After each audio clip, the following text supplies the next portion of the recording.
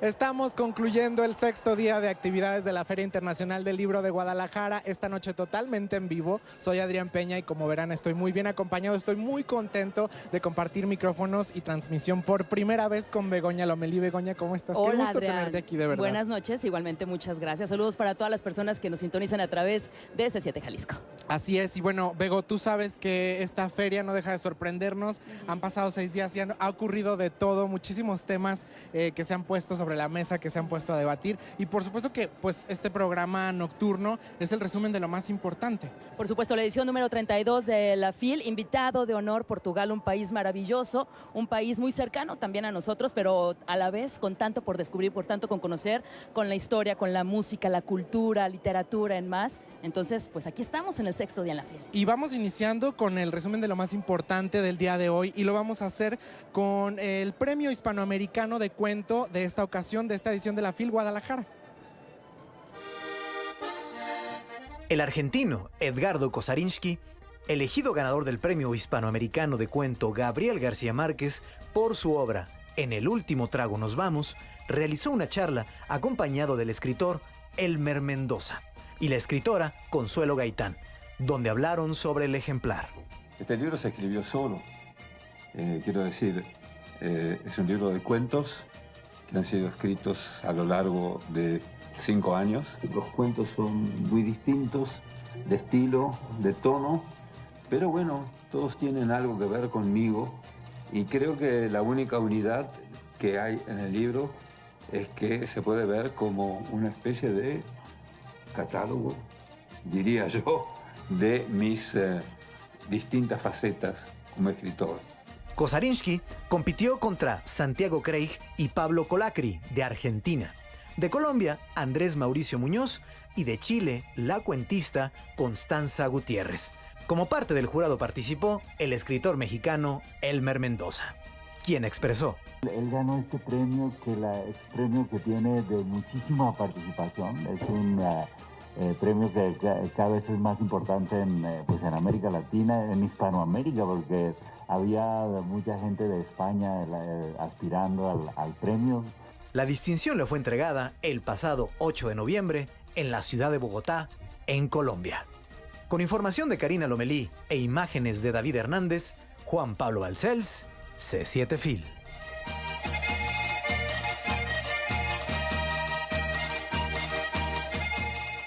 Y en esta jornada en la FIL se entregaron los premios a los mejores booktubers. Mucha gente se queja de las redes sociales. Claro, tienen muchas cosas obscuras. Es un arma de doble filo. Como han dicho los expertos, las redes sociales han acercado a los lejanos y alejado a los cercanos. Sin embargo, hacer videos y compartirlos en el canal más popular de la red es todo un logro. Broadcast yourself, decía el eslogan de YouTube hace algunos años. Una posible traducción de esa frase sería: enmedíate. O sea, haz tu propio canal y compártelo con la gente. Esto es lo que han hecho varios chicos alrededor del mundo y de la lengua castellana. Y en la FIL se entregaron los premios a los mejores booktubers. Dana Elizondo Pulido participó y ganó con un video sobre poesía infantil, escrito por María Baranda. Aquí un fragmento de su video ganador. Y no nos podemos quedar indiferentes ante las magníficas ilustraciones, que por cierto me recuerdan a un poemínico de Efraín Huerta, en su poemario El Gran Cocodrilo, que dice: todas las cosas se parecen a su sueño. Y es que el ilustrador mexicano Carlos Vélez logra captar cada detalle de los personajes, su colorido, su atmósfera. Son poemas con ilustraciones como un aullido en la oscuridad que nos sonríe. ¿Y qué edad crees que tiene Dana Elizondo? ¡Tan solo 14 años! Y me sorprendió que tú con 14 años eligieses, digamos, un poemario que es complejo. Pero finalmente yo creo que ese fue el objetivo de reseñar La Casa del Dragón y otros poemas de horror de María Baranda. Demostrar que no hay barreras en la poesía. La poesía nos transmite a todos, sin importar la edad. Así que ya lo sabes. A utilizar las redes sociales, independientemente de tu edad. Ya lo dijo el uruguayo Jorge Drexler: la máquina la hace el hombre y es lo que el hombre hace con ella. Con imágenes de Jesús Castillo, Juan Pablo Balcells, C7 FIL.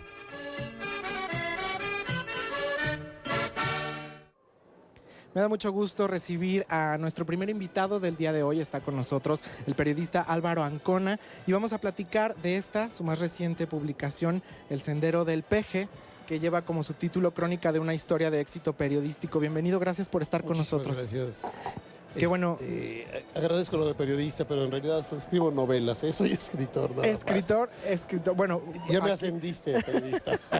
Aquí un poquito de periodismo, ¿no? Porque es crónica. Es una crónica, la primera que hago. La primera crónica en tu carrera. Y bueno, desde 3 puntos de vista, ¿no? 3 historias diferentes. Podemos decir desde el inicio o cómo se forma la izquierda en nuestro país. También la lucha de Andrés Manuel López Obrador. Y el blog, bueno, lo que inicia como un blog de noticias, ¿no? Que es justo como lleva el título del libro El Sendero del Peje, lo que hoy conocemos como SDP Noticias. Sí, son 3 historias que yo digo que confluyen en el mismo sendero del Peje. La primera es la historia del periodismo de la izquierda. Una historia apasionante, bien interesante, que viene desde el siglo XIX, desde que bautizaron a la izquierda como izquierda en Francia, y tiene, pero yo parto realmente de la izquierda contemporánea, que desde mi punto de vista es del 68 hacia acá. Con personas clave, ¿no? Yo era estudiante en 68 y muy jovencito. Y hay personas que participaron muy importantes. Cuauhtémoc Cárdenas, que era hijo del presidente, de un presidente que se ostentaba como de izquierda, muchos años antes. Muñoz Ledo, Rosario Ibarra de Piedra y por supuesto Andrés Manuel López Obrador, que tiene muchos años en la brega. Fue 3 veces candidato a gobernador de Tabasco y a la tercera fue la vencida. Y luego fue 3 veces candidato a la presidencia de la República. Perdió en 2006, como todos sabemos, por medio punto porcentual, en una de las elecciones más controvertidas de la historia. Y después pierde con Enrique Peña Nieto. ¿Ubicas a un chavo? Sí, Peña Nieto, perfectamente. Le quedan 2 días de chamba. Sí. Entonces, esa es la parte. Y luego me voy a lo que es, antes de SDP, a la historia del periodismo digital. ¿Cómo se convierte nuestros periódicos de papel en una laptop o en un smartphone? ¿Cómo? Que se subestimaba demasiado, ¿no? Al principio. Al principio, pues, sobre todo los adultos. Decíamos, a mí no me quites quiero leer el Reforma y quiero leer a Germán Dehesa y a Catón y quiero ver el noticiero. Veíamos la noticia, el noticiero de las 10. Jacobo Zabludovsky se llamaba 24 horas. Y ¿cuál fue el gran cambio? El cambio lo trae, por supuesto, Internet. Un cambio, yo creo que los jóvenes todavía no somos conscientes de la magnitud, del tamaño de lo que sucedió. Pero si alguien que se murió hace 30 años le dijeras que hoy la empresa de taxis más grande del mundo no tiene ni un taxi, y la empresa hotelera más grande del mundo no tiene ni un cuarto de hotel, Airbnb, Uber, dirían, estás loco. Lo mismo sucedió con el periódico. ¿Cuántos ejemplares se tiraban yo escribí para Novedades, cuando existía, escribí para el Excelsior. Se tiraban 30, 40, 70 mil ejemplares. Te leían 1,000 personas o 2,000 personas a un columnista. De repente empieza el cambio, y ahorita dentro de SDP, empieza el cambio y vamos a la historia de SDP. Era un blog. En 2004, 2005 se puso de moda el blog, que tenía la virtud de que cualquier persona podía escribir, tener un blog. Ayer los muchachos blogueros originales del Sendero del Peje decían que ni siquiera tenían computadora. El Sendero del Peje nació en un café internet y nada más tenían para pagar 1 hora al día. Y ahí empezaron a defender a López Obrador.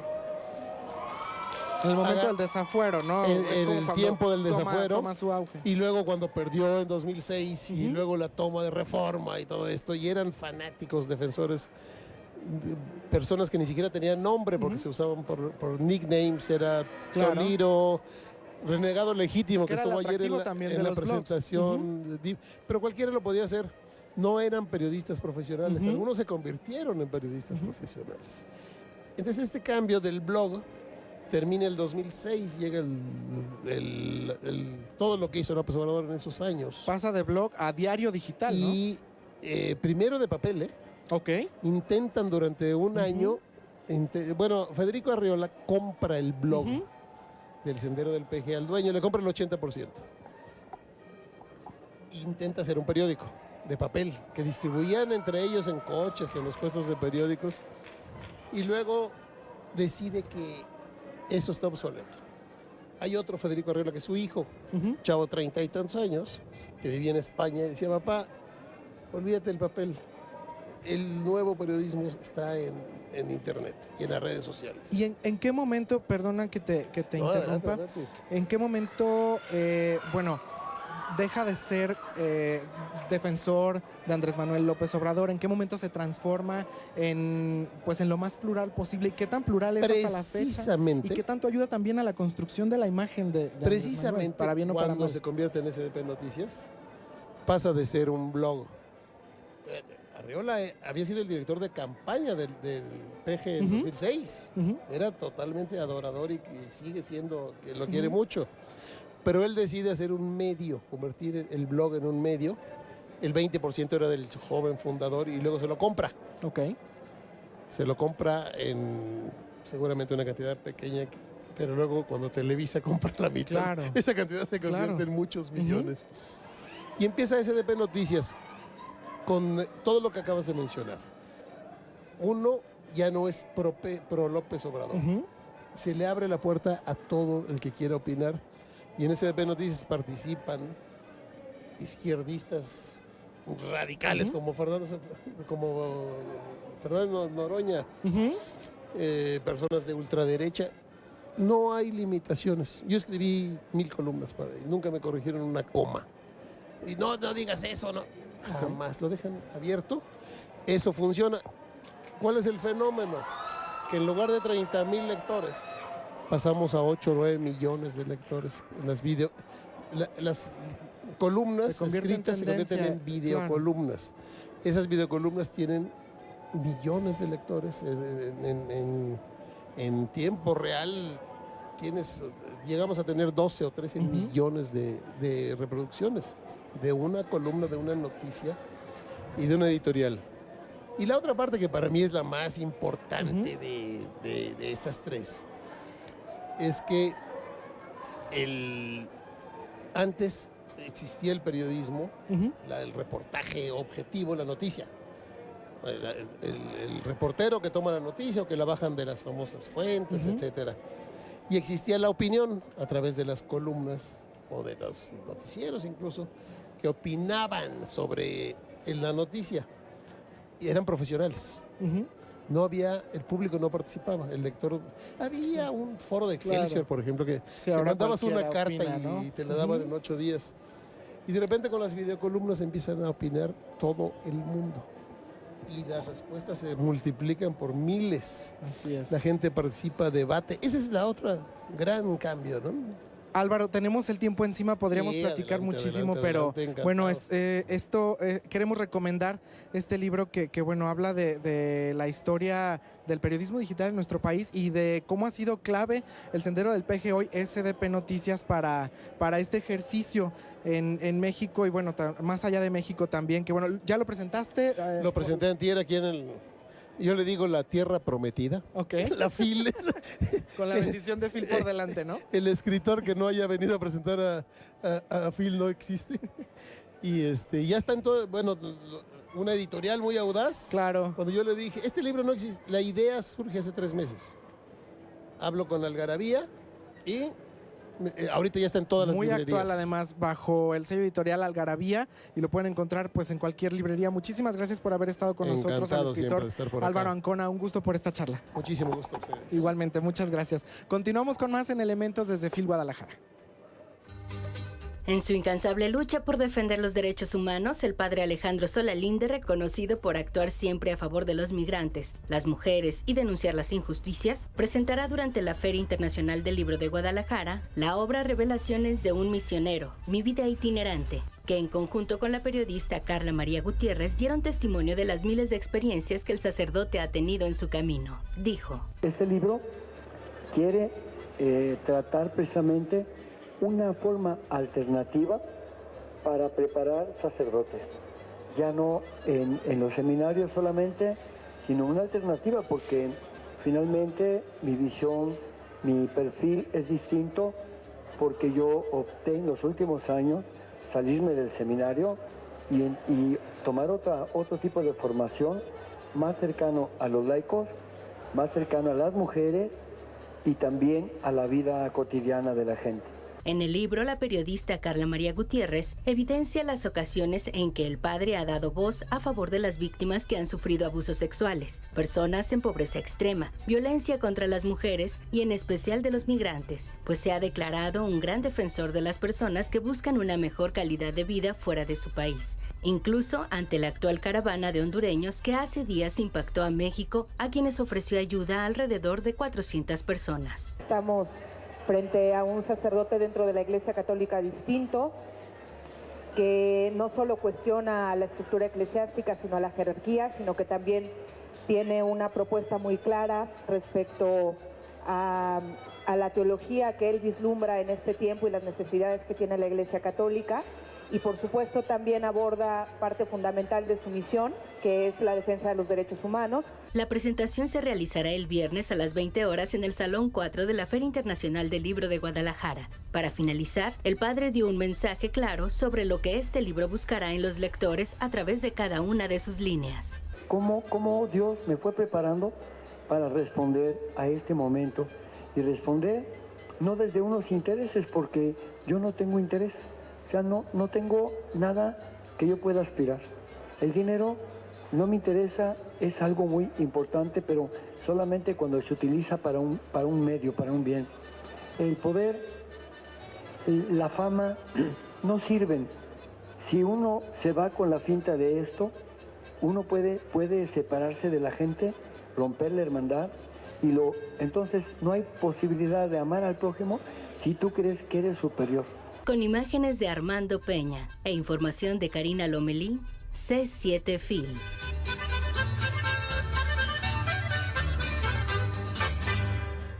Me da mucho gusto saludar esta noche en el set de C7 Jalisco a Raquel Castro y a Alberto Chimal, que escribieron un libro que para todas las personas que quieran aprender a escribir o expresar de la mejor manera, pues aquí está. ¿Cómo estás, Raquel? Alberto, buenas noches. Hola, pues muy bien, muy contentos de estar por acá. Muy buenas noches. ¿Cómo escribir tu propia historia? Las personas necesitamos expresar, ¿no? Es como algo innato del ser humano.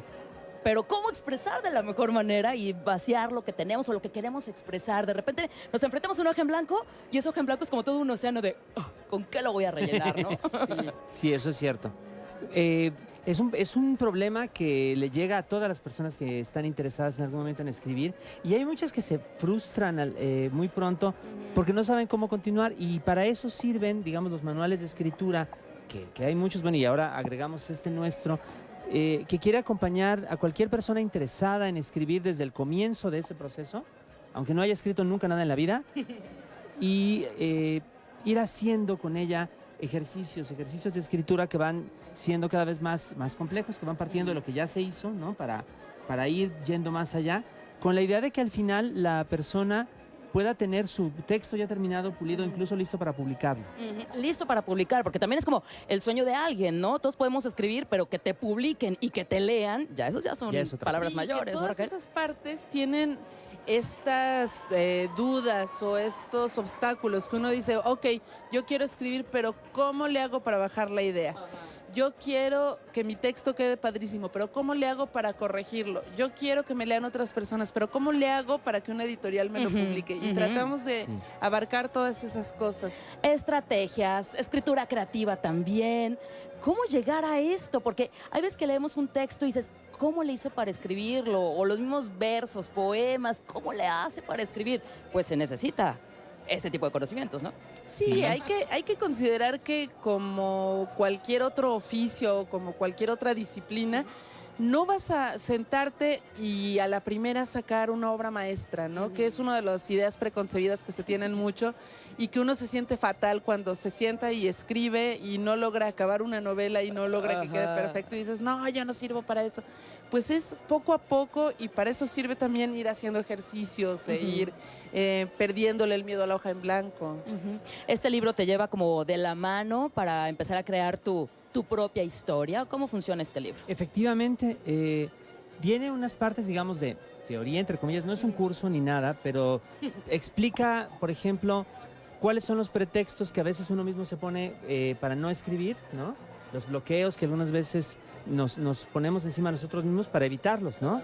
Y también pues despeja algunos mitos que hay, ¿no? Como esta idea de la inspiración, de que de pronto va a venir un hada y te va a dictar. No es así, ¿no? Más bien... O una musa. O una musa, o lo que sea. Más bien es ayuda, trata de orientar a cómo encontrar ideas, cómo trabajarlas, ¿no? Cómo darle forma al texto para que sea comprensible, para que sea claro, y todo eso se va haciendo por medio de las explicaciones y también a partir de los ejercicios. El libro está dividido en 6 capítulos, cada uno de los cuales tiene un cierto conjunto de ejercicios destinados a trabajar algún aspecto de la escritura. Desde observar tu entorno, ¿no? Para asentar aquello que ocurre a tu alrededor, que te ocurre a ti, hasta estructurar una historia, imaginarse cómo puede ser un cuento, imaginarse cómo puede ser una novela, trabajar con los que se llaman géneros, las diferentes variedades, ¿no? Es decir, desde historias románticas, policíacas, de ciencia ficción, del tipo que sea, ¿no? Entender qué significa trabajar dentro de estas variedades de historias, todo eso está cubierto. El hecho de escribir ya es hacer un ejercicio, ¿no? Prácticamente empiezas a escribir y ya estás corrigiendo, ¿no, Raquel? Sí, de hecho, wow. La forma en que pensamos no es la misma forma en que ponemos las cosas en el papel. Desde el momento en que tienes que priorizar, cuando tenemos una idea suele ser como algo más orgánico, podríamos decir, porque incluye lo que piensas, lo que sientes, lo que hueles, lo que estás recordando, lo que estás esperando, pero a la hora de escribirlo no puedes ponerlo todo a la vez así, entonces tienes que decidir qué pones primero en el papel y eso puede ser muy frustrante a veces y sí hace falta pues ir pensando qué pongo primero, qué pongo luego, cómo lo voy armando y después cómo lo voy corrigiendo para que quede lo más cercano posible a lo que tenías en la cabeza, sabiendo que nunca va a quedar exactamente igual como lo tenías en la cabeza. ¿Este libro se hizo siguiendo esos consejos? ¿Cómo fue ese proceso creativo de escribir este libro? Pues sí, claro que sí. Hubo varias cosas que fuimos descubriendo sobre la marcha, sobre todo en lo que concierne a los ejercicios mismos, porque descubrimos que era una buena idea tratar de que los ejercicios no solamente estuvieran ordenados de forma progresiva, ¿no? Porque estamos convencidos de que es mejor hacerlos así, ¿no? Del primero hasta el 100, del más sencillo al más complejo, para que sea un aprendizaje pues más orgánico. Y descubrimos que una buena manera también de facilitar esta tarea también era que los ejercicios hicieran referencia unos a otros. Entonces, por ejemplo, llegas al ejercicio, por decir el 50, y te dice, utiliza lo que escribiste en el ejercicio 24. Ah, te manda de regreso. No, y entonces... Alimentaciones. Claro, ¿no? Y la idea es que si tú ves los ejercicios están planteados con página en blanco, es decir, para que tú llenes. Para que lo llenes, para que escribas acá. Entonces, si haces determinado ejercicio, ¿no? Luego puedes volver a él, releerlo, retomarlo, trabajarlo en un ejercicio posterior. El libro no es nada más el instructivo, es también tu cuaderno de trabajo. Excelente. Raquel, ya para empezar a concluir, este libro va dirigido para jóvenes, para adultos, para niños. ¿Qué le funciona? ¿Qué le sirve este libro? Nuestra idea es que sirve para el público en general, pero sí hicimos énfasis en los adolescentes, en los jóvenes que están empezando a escribir, que están entusiasmados con lo que leen y dicen yo también quiero. Y aunque los ejercicios le pueden servir a cualquier persona, en el diseño del libro sí se hizo mucho el intento de que fuera algo con lo que los chavos se pudieran relacionar. Empático todo muy con bonito. ellos. Además, las ilustraciones son de una artista salvadoreña que se llama Sonia Lazo, que nos gustaron muchísimo, nos parece que es muy fresca, muy juguetona y va con el tono del libro. Excelente. Este libro se presenta mañana viernes aquí en la Feria Internacional del Libro. Sí, se presenta a las 12 del día en el Salón 6 de la planta baja de aquí del recinto de la feria. Y bueno, vamos a estar con nuestra editora Dania Mejía de Alfaguara. Y bueno, esperamos que nos acompañen para que hablemos también de todo este asunto, de este tema que a nosotros, por supuesto, nos encanta de la escritura creativa, ¿no? De contar nuestras propias historias. Y que se necesita, ¿no? En este México necesitamos mentes creativas que expresen, que escriban, que sean leídas también. Claro, a nuevas fin de cuentas corrientes. son una mente que imagina, es una mente que está buscando soluciones, ¿no? Que no se conforma con las cosas como son, sino que está pensando cómo más podrían ser. Excelente. ¿Dónde encontramos el libro? ¿Aquí en la FIL? ¿Algún stand? El libro está disponible en el stand de Penguin Random House, que está en la avenida principal, en la avenida Cuentistas. Ahí lo van a ver luego. De hecho, también aviso, de 1 a 2 de la tarde mañana, después de la presentación, vamos a tener una firma de libros ahí mismo en aquel stand.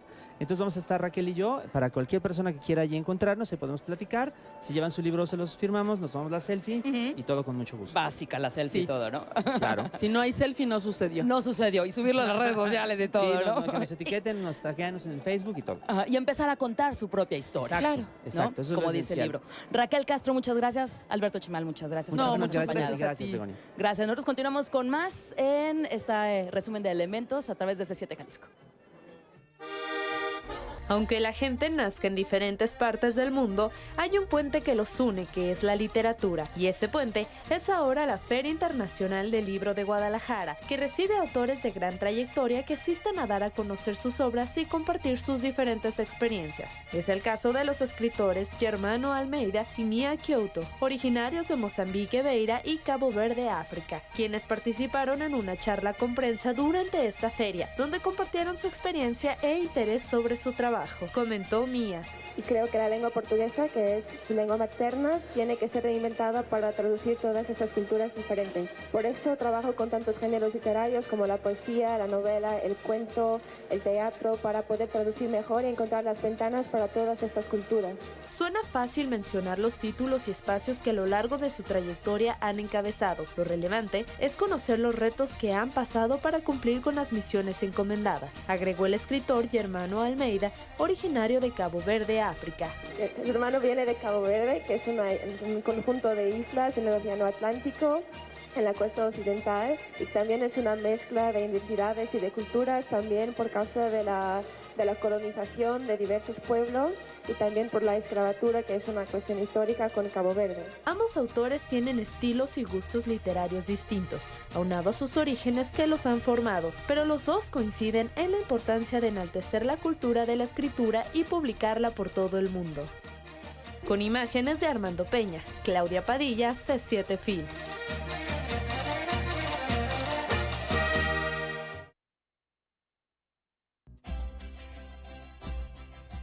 Mañana, en el Pabellón de Portugal se realizará la entrevista a Mia Couto a las 11 horas. Encuentro Internacional de Cuentistas. Participa Alfonso Cruz, Shimon Adab, Elpidia García y Edgardo Kosarinski. Salón 2, planta baja, a las 18 horas. Homenaje a Alicho Macero. Mañana, a las 19 horas, en el Salón E, Área Internacional.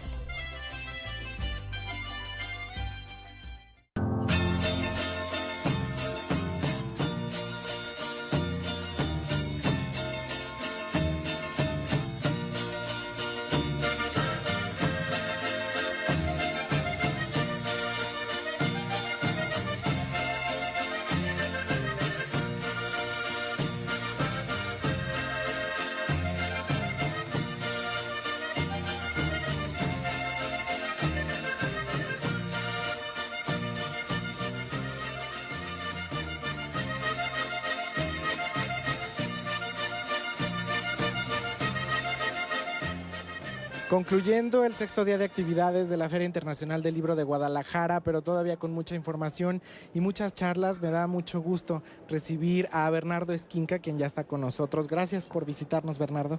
Hola, pues gracias por recibirme acá y me encanta volver a mi casa, que es Guadalajara. Tapatío ya, pues, mitad tapatío y mitad chilango, ¿no? Sí, de algún modo ya soy un híbrido, pero aquí nací, aquí me crié, entonces pues soy tapatío, fan de las tortas ahogadas y del Atlas, aunque algunos lectores me puedan odiar. Para mi desgracia, le voy al Atlas, pero no hablemos de fútbol, mejor Sí, hablemos por de favor. cosas más agradables, por favor. Y hablando de cosas más agradables, vamos a hablar de las increíbles aventuras del asombroso Edgar Allan Poe, que es pues la novela que estás presentando aquí en la FIL Guadalajara y que te dio el Premio Nacional de Novela Negra. Y bueno, es Edgar Allan Poe, como pocas veces lo hemos leído y como pocas veces lo hemos imaginado algunos de nosotros, ¿no? Pero bueno, ¿qué es lo que hace que pudiera haber ocurrido o que pudiera haber vivido de esta manera o hubiera hecho lo que hace en esta novela? Sí, es un homenaje a mi héroe literario, Ajá. ¿no? Es el primer escritor que yo leí en mi adolescencia con muchísima devoción, que marcó mi literatura, por supuesto, todo lo que hago, mis cuentos, mis novelas, hay sin duda una huella muy clara de mis lecturas de Edgar, ¿no? Que hice en mi juventud.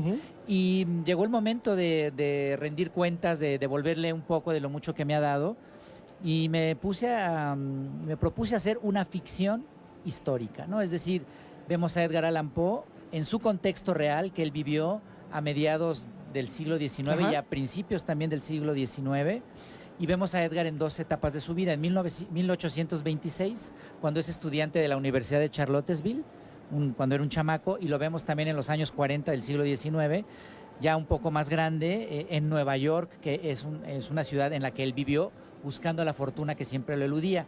Entonces yo tomo como datos históricos, contexto histórico en el que él vivió, pero imagino aventuras, ¿no? No quería narrar lo que ya se sabe de Edgar en su biografía hasta la saciedad, se ha no solo ensayado y estudiado, sino novelizado también. Yo quería imaginar, guardando un respeto profundo por el carácter de Edgar, su espíritu romántico, macabro, azotado, porque Edgar era azotado, y el contexto y el espíritu de la época que le tocó vivir, pero a partir de ahí ya imaginar todo, ¿no? Que justo eso es lo que lo hace una novela muy rica, ¿no?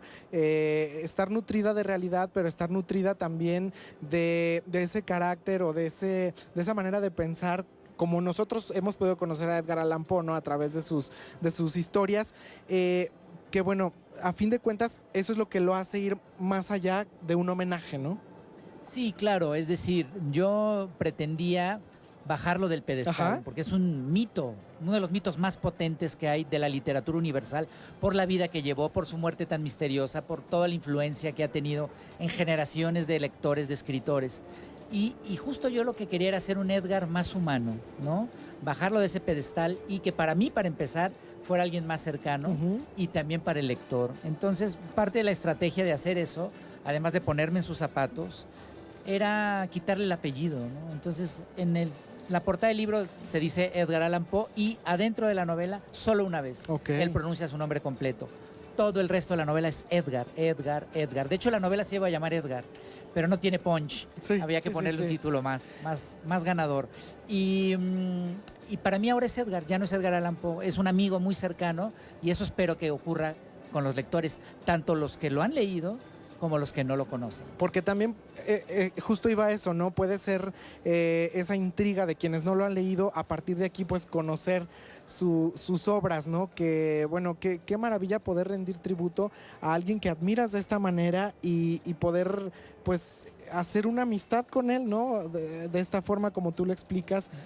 Digo, no cualquiera puede hacer eso con una figura que admira tanto, ¿no? Eres afortunado. Volverlo humano, ese era el objetivo.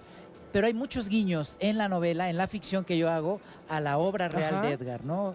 Yo imagino que él vive cosas que le inspiraron algunos de sus relatos más famosos, como Los crímenes de la calle de la morgue, aquel cuento famosísimo donde aparece un orangután, o también Hop Frog, ¿no? Que también es uno de sus cuentos famosos, el poema del cuervo, en fin. Él vive situaciones en esta novela que yo planteo que o sea, en mi ficción, que le inspiraron después a hacer estas cosas. Entonces, tanto el que lo conoce encuentra estos guiños y le van a gustar, tanto el que no va a decir, quiero entonces leer los relatos de los crímenes de la calle de la Morgue, por ejemplo. Entonces también funciona como guía al universo Poe. Claro, y que también ocurre como ha ocurrido en otros de tus trabajos, bueno, pues a lo mejor no darle todo en bandeja de plata al lector, ¿no? Sino hacerlo a pensar, ponerlo a indagar, e ir más allá, que eso también es importante en una lectura, y digo, más hablando de Edgar Allan Poe.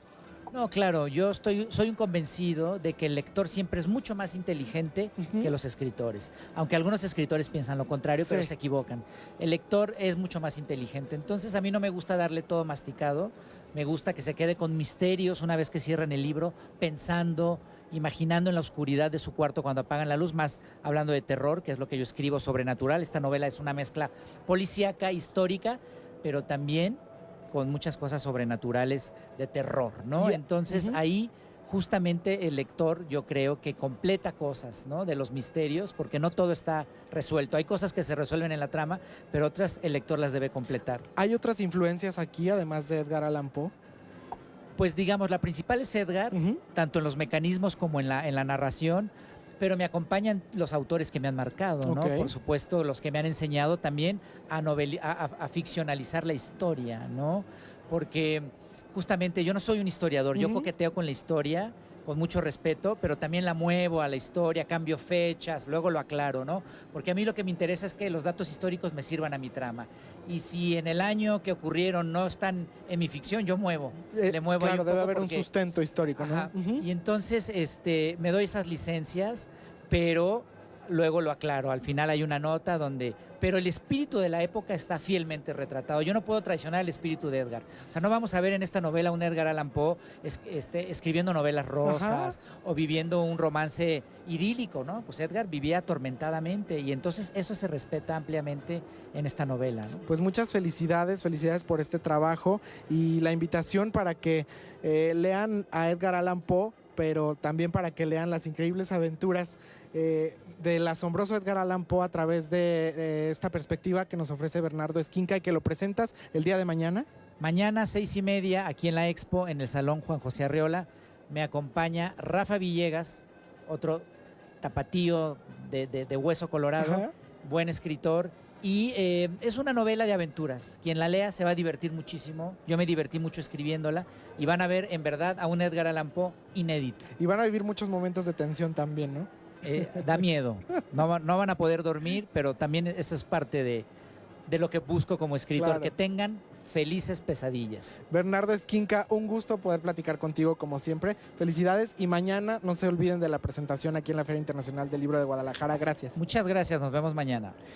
Continuamos con más en esta transmisión especial desde la FIL Guadalajara. La crónica periodística es el género mestizo que mezcla información con cierta dosis de opinión y punto de vista. Así lo declaró el periodista español Ignacio Escolar durante el encuentro de crónica que se llevó a cabo en el marco de la Feria Internacional del Libro de Guadalajara. A diferencia de los artículos de opinión, no viene etiquetada como tal para el lector. Un lector diferencia muy bien qué es información, una noticia, qué es opinión desde el punto de vista de un señor o una señora. En cambio, en la crónica estamos en un género mixto, en el que hay la excusa para, desde una cierta opinión que entra por la subjetividad y que entra por la selección de las voces que participan en él, contar una historia con más ambición. En la mesa de diálogo para hablar del género más importante del periodismo estuvieron presentes destacadas y destacados cronistas como Magali Tercero, Patricio Fernández y Fernanda Melchor. Un género literario, porque lo es, porque José Martí y Rubén Darío a fines del siglo XIX pasado, cuando los periódicos comenzaron a imprimirse, la revolución industrial permitió que los escritores, que no suelen tener buenos ingresos y que tienen que multiplicarse y hacer mil cosas, permitió que tuvieran ingresos por tener columnas y por escribir en diarios. Y estos dos grandes modernistas le dieron una tónica a la crónica latinoamericana de verdad grandiosa. La crónica se mueve entre la realidad y la ficción. Es la razón por la cual se considera el medio que hermana al periodismo con lo literario. Con imágenes de David Hernández, Patricia Bañuelos, C7 Fil.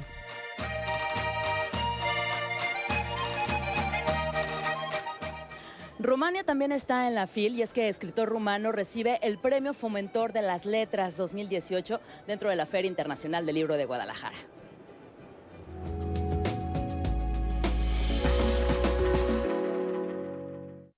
Por su habilidad narrativa y su amplio conocimiento de la literatura universal, el escritor rumano Mircea Cătărescu recibió el Premio Fomentor de las Letras 2018 durante la Feria Internacional del Libro en Guadalajara. El presidente de la feria, Raúl Padilla López, expresó: Este año se afianza una colaboración más. Se trata de la presentación del ganador del Premio Fomentor de las Letras 2018 en esta Feria Internacional del Libro de Guadalajara.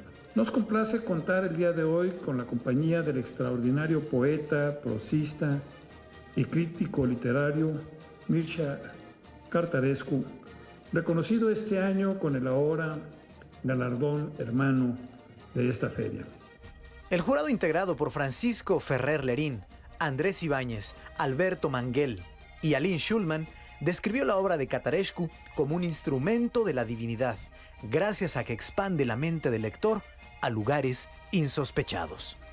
El ganador expresó: Yo no me he considerado y no me he llamado nunca escritor. Para mí, denominarte a ti el mismo escritor, tú, un pobre individuo que escribe, es tan grotesco como para llamarte profeta, iluminado, sabio, filósofo o teólogo. Nunca quise ser escritor, solo quise escribir de verdad, con todas mis fuerzas, aislado en mi pobre provincia, en un país oscuro, en una ciudad en ruinas, en una casa torcida como la de Sotén.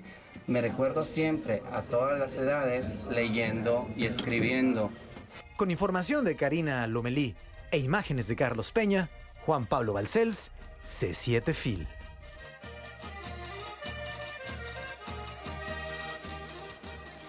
Tenemos más invitados en esta transmisión de Elementos. Me da mucho gusto recibir a la joven escritora Sarah Holland. Ella es de Minnesota, vive en Nueva York y es su primera vez en México, su primera vez en Guadalajara y su primera vez en la FIL Guadalajara.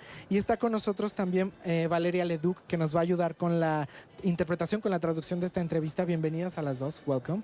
Muchísimas gracias. Y vamos a hablar de su primera novela con la que llega a la Feria Internacional del Libro de Guadalajara. Se titula Everless. Aquí la tengo en mis manos. La hechicera y el alquimista, que bueno, podemos contextualizar en general que bueno, es una historia que además de la magia y de la fantasía, o a través de la magia y de la fantasía, habla pues de algo muy real que a lo mejor tristemente sigue sucediendo en la sociedad, ¿no? De castas, de distinciones sociales. ¿Cómo se plantea esto a través de la magia y de la fantasía? He's telling me, well, he put the context of the novel and he's asking how, he says it's a reflection of the society in terms of the rich and the poor. So he's asking, how does this come around in the novel? How does this evolve in the novel? Yes, so I definitely think you're right that it's a reflection of reality in some ways. You know, we have our saying that time is money, and we, on a macro level, with healthcare and various, you know, societal things, the rich literally can live longer and better lives. So I think in Everless, it's just sort of manifested in a more visible way, and thus it's easier to dismantle that system possibly. Ok, pues como ella dice, hay un dicho famoso que dice que el tiempo es dinero y en Everless eso es muy claro, ¿no? Y es muy literal, pero dice que en la realidad lo que sucede es que tal cual la gente que tiene más dinero tiene acceso a muchas veces a más tiempo porque tiene acceso a mejores sistemas de salud, a mejor calidad de vida en muchos sentidos. Entonces eso a través de la novela se ve de manera como más evidente, como más literal. Claro, y aquí decimos que el tiempo es dinero porque es la moneda de cambio en este reino que... ¿Cómo se llama el reino en el que se desarrolla todo? The name of the realm, of the place where it all evolves, the palace is Everless, right? But the kingdom world or the world called Sempira, which I guess I sort of took a leaf out of J.K. Rowling's book and just butchered a Latin term for time. Ok, Sempera se llama el reino y dice que lo sacó un poco de J.K. Rowling y es como la idea del latín del tiempo. un poco es un juego de palabras que tiene que ver con el tiempo. ¿Y cómo es la manera en la que se toma el valor del tiempo? ¿Qué papel juega el tiempo en cada persona para sus niveles socioeconómicos, a lo mejor en este reino? Y ahí es en qué momento entra esta hechicera, que es esta heroína de 17 años. ¿Qué papel juega? He's asking two questions. First, what's the role time plays in the life of each of the characters in the novel, and the second, which is the role of the witch. Yeah. Well, it's not. Yes, the witch. Yeah, the sorceress. The sorceress. Yeah, yeah. That's it. Sorry, the sorceress. No, that's a really good question. So I feel like the characters each have different relationships with time based on sort of their station in society. Like the main character, Jules, grew up poor, so she has a really troubled relationship with time. Ajá. Me dice que cada personaje tiene diferentes papeles con el tiempo. Por ejemplo, Jules, que es el personaje principal, que es esta chica de 17 años, tiene una relación especial con el tiempo. Yeah, because once she is at Everless and surrounded by all these, rich people, she's in her mind, she's like, wow, these people are still going to be partying and drinking and having fun long after I'm dead. Sí, ella se hace este tipo de reflexiones. Por ejemplo, cuando ya está en Everless, en el castillo, dice, ¿qué cosa? Esta gente dentro de muchos años va a seguir yéndose de fiesta, o sea, porque había muchas fiestas suntuosas y entonces van a seguir divirtiéndose, bebiendo, bailando y todo, mucho tiempo después de que yo ya esté muerta. Que ella, digamos que lo motiva a esto es salvar a su padre, ¿no? Y que también pues la convierte en la heroína que muchos de nosotros quisiéramos tener o que quisiéramos que representara muchas de las naciones del mundo, ¿no? Que me parece también interesante que sea un personaje femenino y que sea este empoderamiento a través de ella. He is stating that Jules is the hero in this novel because she's motivated by saving her father, right? And he's saying also that it's very interesting that it's a woman because of the woman empowerment through this character. Yeah, so I think one reason I really love reading and writing young adult is that there's a lot of very strong women characters in that space. And there's a long tradition of giving a woman a hero's journey that it was easy for me to plug into. Dice que le gusta mucho el género juvenil, justamente por eso, porque últimamente se usa mucho que utilicen personajes femeninos con mucha fuerza y con mucho empoderamiento. Pues es una novela llena de magia, llena de fantasía, pero también con un reflejo de nuestra sociedad y un reflejo de la realidad que se vive en todo el mundo. Everless, la hechicera y el alquimista, que esta es la primera parte, vendrán más partes, esto es parte de una saga, ¿no? It's the first part of es una biología. Okay. Mm-hmm. Yes, so the second one comes out next year. I'm not exactly sure when in Mexico. But it will follow Jules. Most of this book takes place at Everless, but in the next book she'll explore more of the world and learn about herself. Perfect. Dice que no sabe justo en qué momento saldrá en México a la venta la segunda parte. En Estados Unidos. El próximo año llegue a México, sí, el próximo año. Porque en the US in December, right? Yes. En diciembre sale en Estados Unidos. La segunda parte. Exactamente, la segunda parte. Pero dice, por ejemplo, en este primer libro, la mayoría de la historia se desarrolla en Everless, ¿no? Mientras que en el segundo va a explorar el mundo y va a descubrirse mucho más a ella misma. Pues ahí está, los invitamos a que lean Everless, la hechicera y el alquimista. Muchísimas gracias a las dos por haber estado con nosotros. It was a pleasure to have you here, and we hope to have you here next year at this fair book. Gracias, thank you so much for having me. It was a pleasure. Muchísimas gracias a Sarah Holland y también por la traducción a Valeria de Luc. Gracias. Al contrario, gracias. Continuamos con más entrevistas, Begoña. ¿Se han preguntado cuál es la verdadera clave del éxito de las historias? Los personajes son esa esencia que le dan vida a los cuentos, novelas, películas, juegos, pues representan los sentimientos humanos y las posibilidades de la vida en general. Así lo expresaron los escritores Raquel Castro y Alberto Chimal en el foro En busca de los grandes personajes de la Feria Internacional del Libro en Guadalajara, quienes compartieron las características de personajes que han llevado a lo grande a sus historias, como es el caso de Momo, Harry Potter, entre otros. Dijo Raquel. Pero un día corrió la voz entre la gente de que últimamente vivía alguien en las ruinas. Se trataba, al parecer, de una niña. No lo podían decir exactamente porque iba vestida de un modo muy curioso. Parecía que se llamaba Momo o algo así. En esta charla ofrecieron ejemplos de lo que un personaje puede ser y todo lo que puede decir de la existencia de quienes disfrutan tus aventuras, agregó Alberto. Ahora que en esta época en la cual las historias pues básicamente no se cuentan oralmente, sino que se escriben, ¿no? Y luego se presentan ya sea en libros, en películas, ¿no? De manera audiovisual o como sea, pues igual, de todas maneras sigue habiendo este interés y esta admiración que nos da cuando nos encontramos con alguno de esos personajes inolvidables, ¿no? Con imágenes de Armando Peña, Claudia Padilla, C7 Fil. Me da mucho gusto saludar en este set de C7 Jalisco a Gina Jaramillo. ¿Cómo estás, Gina? Buenas Muy bien, noches. ¿y tú? Buenas noches.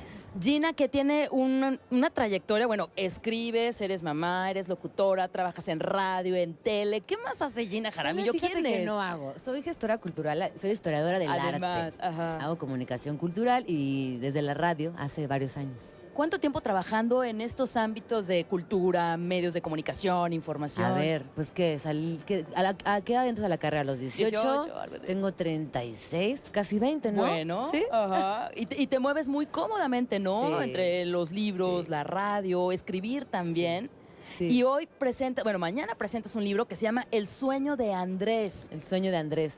El sueño de Andrés es el primero de una serie de varios personajes que si bien están haciendo historia, ya la historia les juzgará por lo que terminen haciendo, pero lo que el sueño de Andrés busca es regresar a los jóvenes lectores y también a sus papás a un momento importantísimo en la vida de todo ser humano, que es la infancia. Claro, y es que cuando estás chiquito, cuando eres niño, tienes muchísimos sueños, piensas muchísimas cosas, y hay quien a veces te corta las alas y te dice, no, eso nunca lo vas a llegar a hacer. Sí. Pero hay otras personas que te rodean y que pueden incentivarte y que te pueden decir, sigue tus sueños o trata de hacerlo, y cuando estés grande puedes llegar a hacerlo, ¿no? Este libro va por ahí más o menos. Va por ahí, y además esto que dices es muy importante. Hay ciertas cosas que la sociedad te va determinando.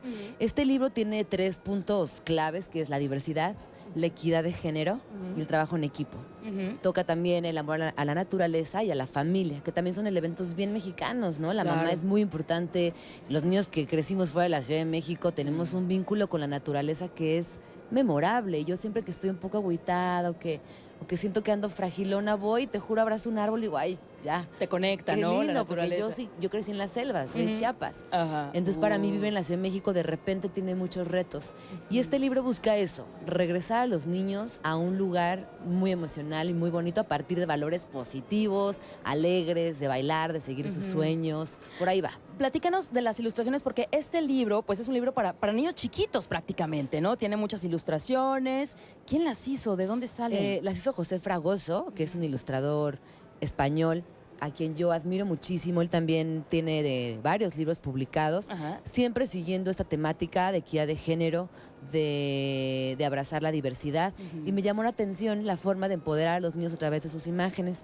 Me puse en contacto con él y fíjate que habían varios candidatos, amigos míos, mexicanos, colegas, pero él y yo hicimos una química muy especial y fue así como empezamos a trabajar juntos. Ajá, el juego es una parte importante de este libro. Aquí veo que el béisbol El es, béisbol. ¿no?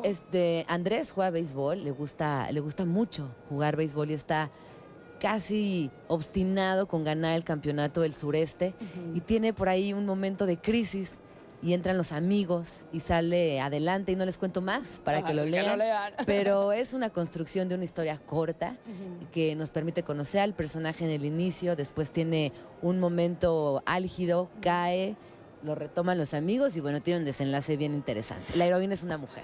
Es todo lo que les puedo decir. Bueno. Gina, estas historias o estos libros que son que te ponen a personajes de la historia y que pueden como inspirar también a los niños chiquitos, ¿no? Nos decías que este es como el primero de una serie, que luego vendrán otros que seguirás escribiendo. Sí, es el primero de una serie. Evidentemente es ficción. Es un libro infantil de ficción, pero toca, evidentemente, rasgos de personajes vivos. Claro. Mi idea es esa, justo los niños escuchan todo, están al tanto de todo y no les cuesta nada acercarles cierta información también para que ellos administren esa en su misma inocencia información valiosa. Saquen sus propias conclusiones, Sí, ¿no? claro. Se presenta mañana este libro, 12:30. ¿En 12:30, dónde? ¿Quién viene? ¿Quién la presenta? Lo presenta Tatiana Cloutier y lo presentan Gabriela Barkentin. Se presenta en el salón de allá arriba. ¿En el Agustín Yáñez? En el Agustín Yáñez. Y los espero a todos a partir de las 12:30 del día. Sería un placer que me acompañen en esta presentación. Perfecto, muchas gracias. Gracias a Gina Jaramillo Muchas por traernos gracias. este libro, El Muchas sueño de gracias, Andrés. muchas gracias. Gracias a ti. Y nosotros continuamos con... Bueno, prácticamente nos estamos despidiendo, pero vamos con Adrián. Yo hasta aquí llego. Buenas noches. Gracias.